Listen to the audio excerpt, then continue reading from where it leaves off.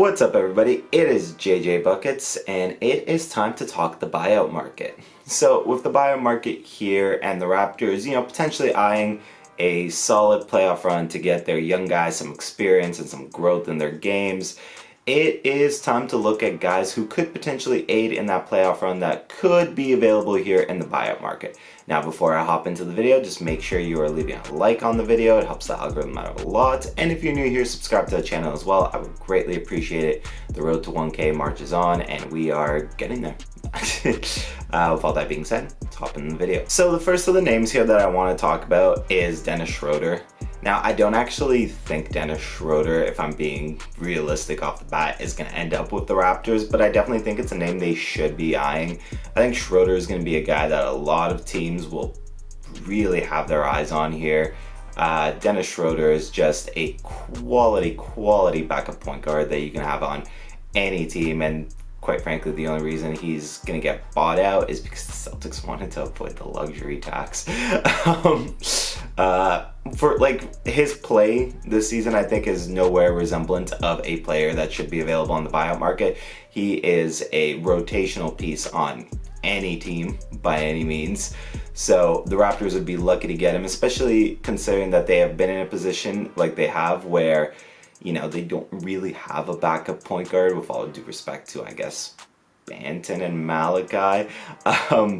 Freddie is the only legitimate point guard that has seen consistent minutes all year, and then past that, Scotty Barnes and Pascal Siakam have been tasked with playmaking duties and such. So just having a guy like this off the bench that can help with your playmaking and definitely even with your scoring as well. Schroder is a quality piece. Yes, he's not 6'9". He doesn't fit that mold, but if Freddie can make do, then Schroder can certainly make do with some minutes off the bench. So yes, Freddie's obviously a better defender, but we're not talking about Schroder as a starter or as an integral piece.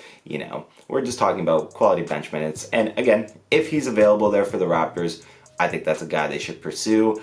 In all likelihood, I see him going to another team, but nonetheless, we're talking about guys that the Raptors should pursue. And if the option is there to get Schroder, I think you get Schroder. Now, the next name I want to talk about here is some wing depth, and I want to talk about Gary Harris. Now, Gary Harris has had his ups and downs in his career and with the Orlando Magic, but right now on the season, he did get back up to shooting 38% from three-point and stretching the floor and letting, guys like Pascal, Scotty Barnes, OG, etc. Do magic and do work on the inside would be great for this team. That's why, honestly, I think you see a guy like Pascal benefit so much from playing in these lineups alongside a Gary Trent Jr., a Fred VanVleet, because they give him that extra space, and Gary Trent Jr. can do similar helpful, I guess, actions on the floor. He's also been a quality defender for the most part in this league, and with a system like the Raptors, I think defensively he can thrive, especially with all the talent around him as well.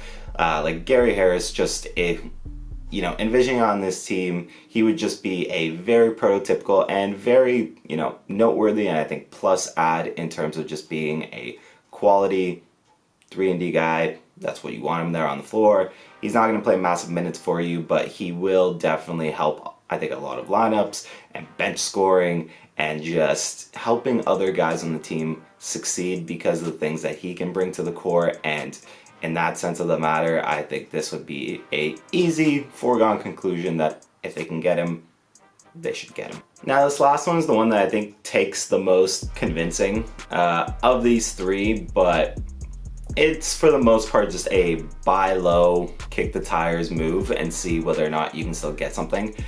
Thomas Saransky. I don't know why that was a tongue twister. It really shouldn't have been. So apologies.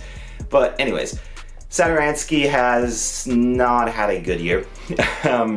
He was not very effective with the Pelicans, although now obviously he made it over to the Spurs, I believe, and in all likelihood he's probably getting bought out. I don't see the Spurs really having any use for him unless it's to collect paychecks and DNPs.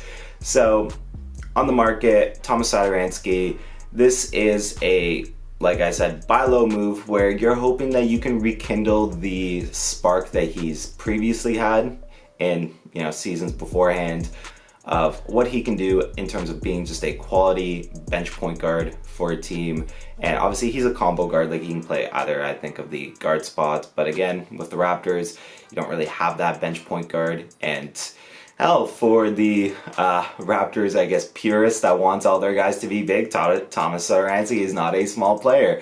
But yeah, again, just similar to Schroder, just a guy that can hopefully, if you rekindle, what he's been good at in previous situations and previous teams, just a guy that can provide scoring, playmaking off the bench, which is something that the team, I don't want to say desperately lacks, but definitely I think still remains a need for the Raptors, especially in the bench scoring. Just guys that will alleviate the minutes off the starters a little bit, not really drive them over the wall, I suppose, because Nick Nurse has definitely had times where he's taken the Tom Thibodeau approach to the seasons, where he's just running the starters into the ground. And in order to preserve that, I think having an extra body in there like Saransky, that could alleviate those minutes, that could provide quality bench scoring, playmaking for other guys, could revitalize the spark there.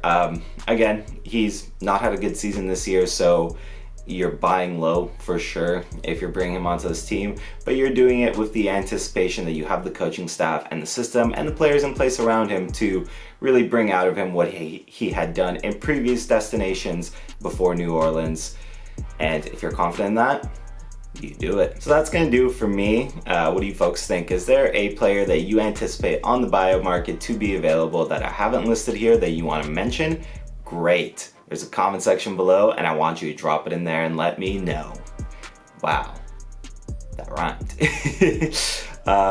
Other than that, usual drill, folks. Like I said at the beginning of the video, if you drop a like on the video, it really helps me out a ton, and I very much so appreciate it.